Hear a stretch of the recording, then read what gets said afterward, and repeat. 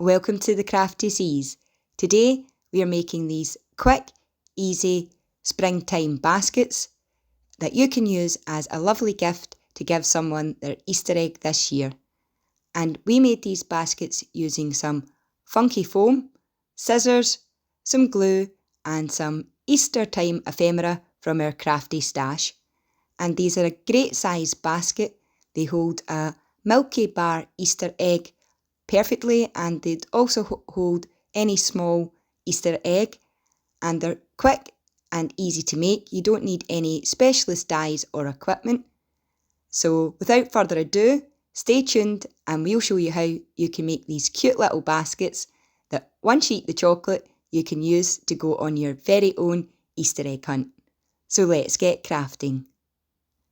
What we used is a foam egg shape we had in our stash to create a template on a piece of card, and to make our Easter bag we used some funky foam that we had left over from some previous projects. So this is a great way to use up some papers or foam like we've done today that you may have in your crafty stash. So we made a template using the Easter egg shape, and from the bottom of the Easter egg we drew a box which is 3.5 inches square, so one directly under the egg shape and one to the side, and we've put a little 1/2 inch tabs onto that box. So once we've got our template, we're just going to draw around that using a pencil onto our foam. And to make the Easter bag, you're going to need 2 of these templates, one with your extra bit going to the left and one with your extra bit going to the right. So just flip your template over if you're using single-sided paper. It doesn't matter too much if you're using double-sided paper or double-sided foam like we are doing here today. So grab your scissors and get cutting. And once you've got those 2 shapes cut out, the next step is to decorate them a little bit. And this time, instead of using paper, we decided to use some stamps from our crafty stash.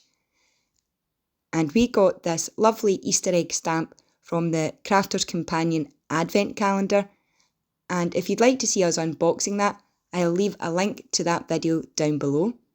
So as we're stamping on foam, we're using Stays On ink, and this is a really great permanent ink that can stamp on many different surfaces. So we're just, without rhyme or reason, just stamping this lovely little Easter egg stamp onto our template here.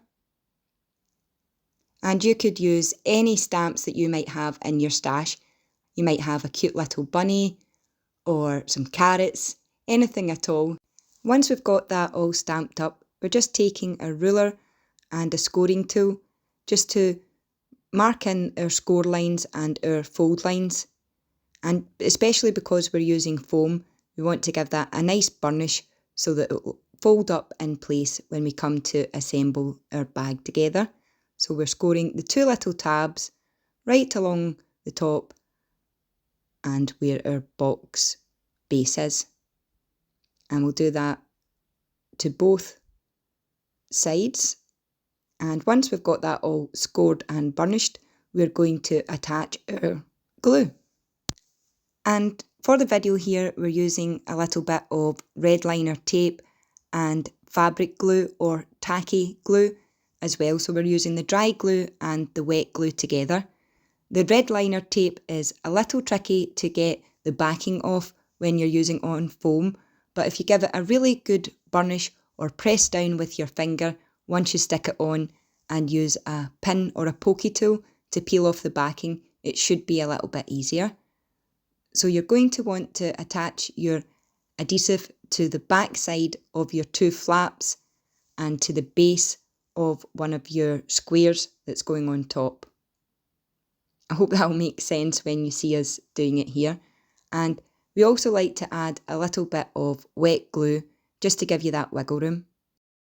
We're going to stick those 2 bottom squares together, lift up our eggs and attach those little side tabs. And I'm just using the eyeballing method here of measurement, but you could draw a little pencil line if you wanted to get it exact. So we're just going to bring those edges up and press them firmly down just till the glue goes off so that you've got a nice strong basket for holding all those Easter goodies. So that's the base of the Easter basket all nice and ready. The last thing we need to do is to make a handle for it. So just double checking the egg fits and it's nice and snug. And we have a little slither of the foam left over. So we're just going to cut out a long rectangle piece and use the same tacky glue to attach that to the eggs as a handle.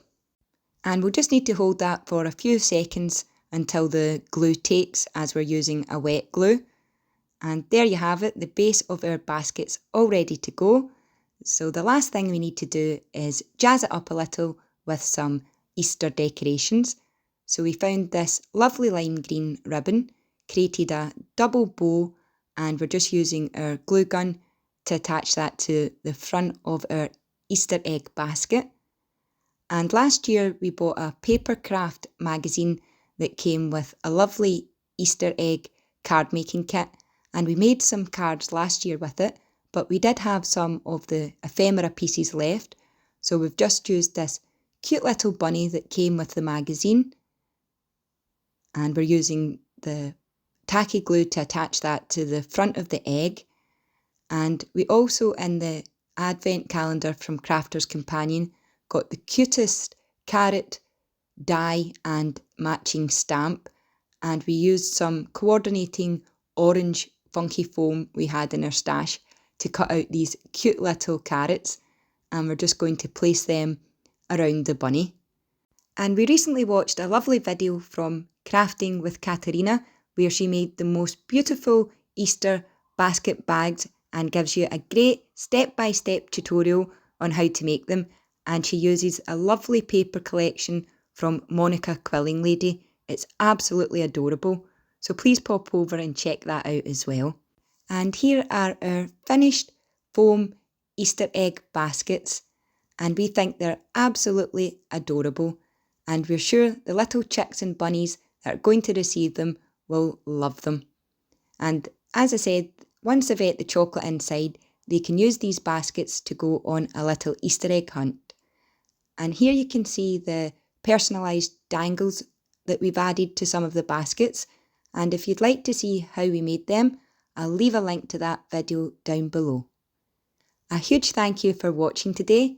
If you've enjoyed the video, please like, subscribe and ring that bell to be notified the next time we make a video. And we've been making a lot of Easter crafts recently, so please check out our other videos as well. Until next time, happy crafting!